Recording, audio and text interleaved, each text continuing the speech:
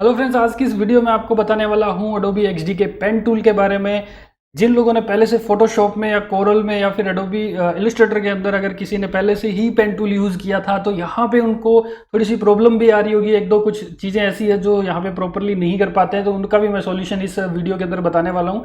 और ये वीडियो उन लोगों के लिए भी रहेगी जिन्होंने पेन टूल पहले कभी किसी भी सॉफ्टवेयर के अंदर यूज़ नहीं किया। तो क्विकली शॉर्ट वीडियो रहेगी और मैं आपको बिल्कुल बेसिक से इसको बताने वाला हूं। तो आपको चलते चलते ये भी साथ में बता दूं कि ये प्रो टिप वाली अलग से सीरीज चल रही है हमारी, और इसके अंदर पहले 17 वीडियोस आ चुकी हैं। शॉर्ट शॉर्ट वीडियोस होती हैं, टिप्स एंड ट्रिक्स होते हैं इसमें Adobe XD के बारे में।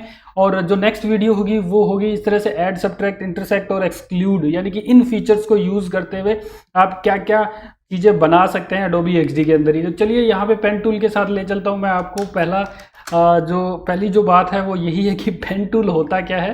तो जो बिल्कुल बेसिकली अगर आप देखें तो यहाँ पे एक पी प्रेस करने से आपका ये वाला टूल जो है वो एक्टिवेट होता है। इसे पेन टूल कहते हैं। और पेन टूल काम क्या आता है वो मैं आपको बता दूं।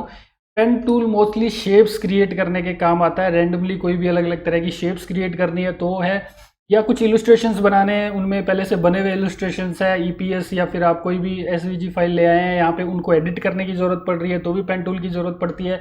कुछ कर्व्स वगैरह बनाने के लिए और बैकग्राउंड रिमूवल करने के लिए भी एक ट्रिक है, उसके लिए भी पेन टूल यूज़ किया जाता है। तो यहाँ पे सबसे पहले ये जो आप सिंबल देख रहे हैं यहाँ पे, ये सिंबल जो पेन टूल का है ये आपका सामने आ जाता है।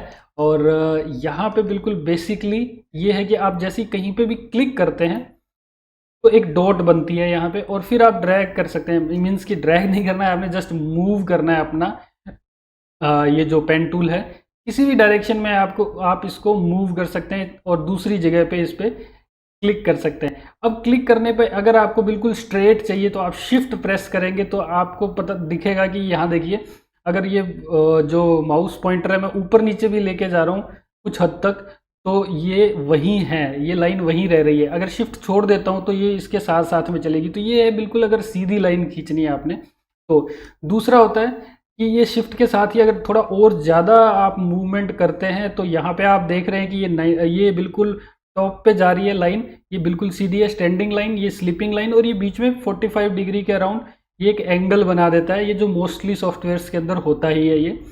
तो ये इस तरह से शिफ्ट के साथ एक सिमिट्री में वर्क करता है।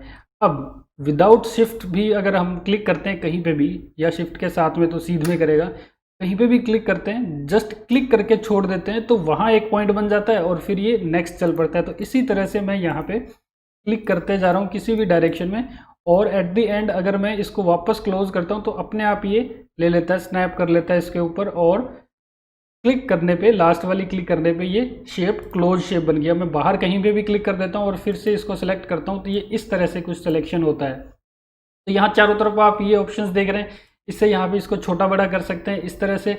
और अगर आप इस तरह से कर पाएंगे इधर उधर, और अगर शिफ्ट के साथ कर रहे हैं तो ये सिमेट्री में, रेशियो में हाइट और विड्थ एक साथ छोटी बड़ी होती है। अब आ जाते हैं इसमें एडिटिंग करने के काम में। तो जैसे ही हम इस पर डबल क्लिक करते हैं तो ये एक्टिवेट हो जाता है, हम इनर इसके अंदर चले जाते हैं और यहाँ पे ये पॉइंट्स दिखने लग जाते हैं। तो अब आप इनको इधर उधर अगेन कर सकते हैं इस तरह से।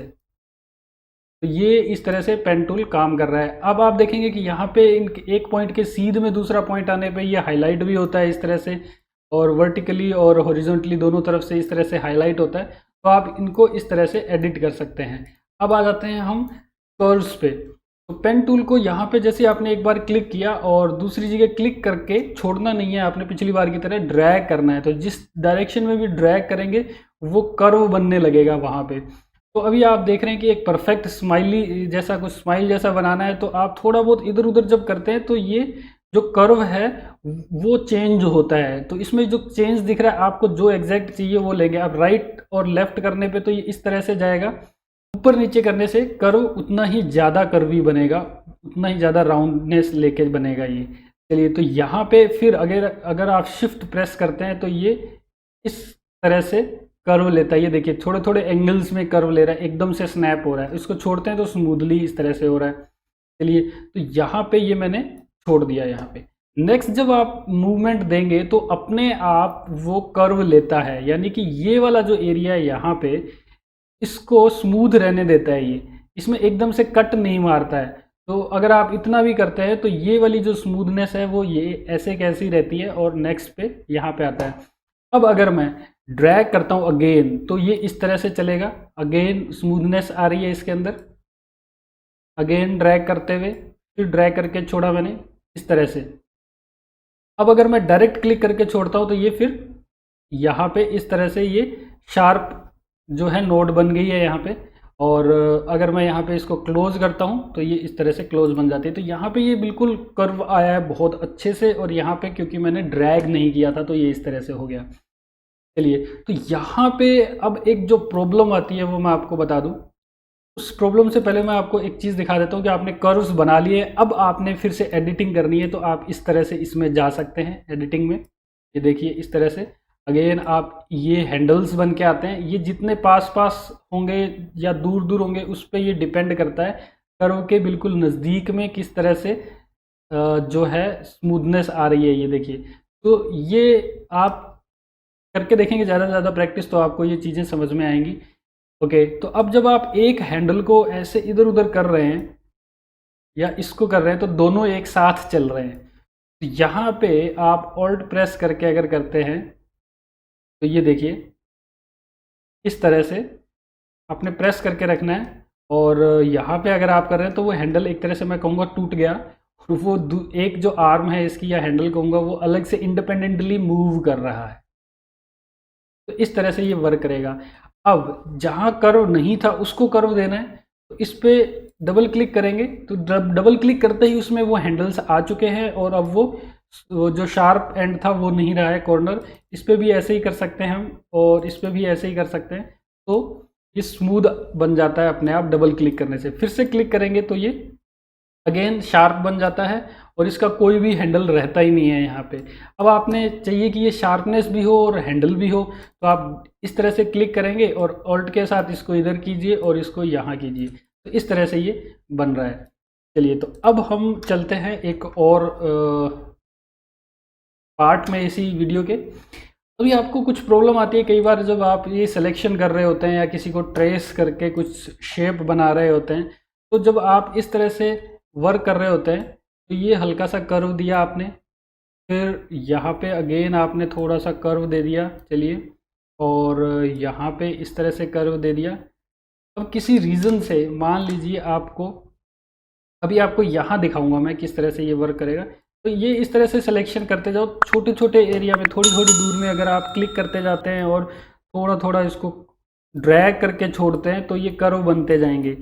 अब मान लीजिए आपने यहाँ पे ये कर्व बना लिया था और अब आपने इस डायरेक्शन में इसको लेके जाना था। तो यही एक प्रॉब्लम है जो XD के अंदर मिलती है। जिन लोगों ने पहले फोटोशॉप वगैरह के पेन टूल यूज़ किए तो उसमें अलग वे से थोड़ा सा इसको यूज़ किया जाता था, और यहाँ अलग है। वहाँ क्या होता था कि इसी पॉइंट पे ऑल्ट के साथ क्लिक करने पे ये हैंडल टूट जाता था, जो मैंने अभी थोड़ी देर पहले आपको बताया, ये इंडिपेंडेंटली वर्क करता था। लेकिन यहाँ पे ऐसे नहीं है।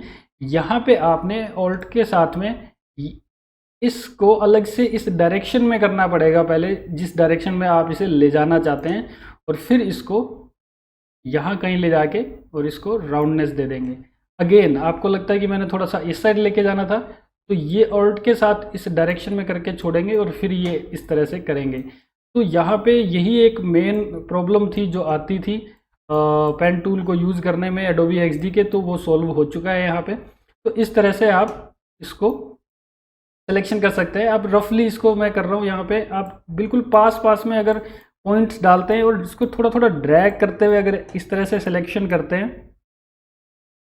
इस तरह से थोड़ा थोड़ा ड्रैग करते हुए, तो ये स्मूथनेस लेके चलता रहता है। आपको कहीं पे भी शार्पनेस नहीं मिलेगी, एकदम से कट लग के सिलेक्शन हुआ हो या ऐसा कुछ नहीं मिलेगा आपको। तो ये देखिए यहाँ पे परफेक्टली मैं इस तरह से इसको कर पा रहा हूँ। थोड़ा फास्ट कर रहा हूँ, हल्का फुल्का कुछ गुंजाइश होगी यहाँ पे कुछ प्रॉब्लम की। चलिए, तो इस तरह से ड्रैगिंग करते हुए हर टाइम मैंने ये बनाया, और अब हमारी ये शेप बन के रेडी हो गई है। ये देखिए ये शेप है, इसके अंदर मैं यहाँ से कोई भी कलर दे देता हूँ, ये कलर हो गया यहाँ पे। तो ये एक जनरल मैंने एक फ्लैग को जस्ट कर दिया, मैंने इस तरह से ट्रेसिंग करके आपको दिखा दी। इसी तरह से आप अलग अलग तरह की चीज़ों को भी ट्रेस कर सकते हैं। कुछ चीज़ें होंगी जो ट्रेसिंग के थ्रू बनेंगी, कुछ चीज़ें होंगी जो पेन टूल के थ्रू आप वैसे ही बना लेंगे। तो ये था आज का पेन टूल का ट्यूटोरियल। अगर आपको लगता है कि कुछ इसमें और भी चीज़ें रह गई है तो मुझे ज़रूर बताइएगा, कमेंट्स कीजिए और इस चैनल को सब्सक्राइब ज़रूर कर लीजिएगा। पास में आ रहे बेल के सिंबल पे भी क्लिक कीजिएगा ताकि आने वाले सारे वीडियोज़ के नोटिफिकेशन मिलते रहें। और नेक्स्ट जो वीडियो होने वाली है इस चैनल पे वो रहेगी ये वाली, सब्ट्रैक्ट, ऐड, इंटरसेक्ट और एक्सक्लूड। इन फीचर्स के बारे में जानेंगे, ये क्या करते हैं और इनको आप अपने प्रोजेक्ट्स में कैसे यूज़ करते हुए एक अपने प्रोजेक्ट में क्वालिटी ला सकते हैं और वर्क फास्ट कर सकते हैं। तो वो सारी चीज़ें हम शॉर्ट वीडियो के अंदर कवर करेंगे नेक्स्ट वीडियो के अंदर। धन्यवाद। Graphics Guruji, learn, create and earn.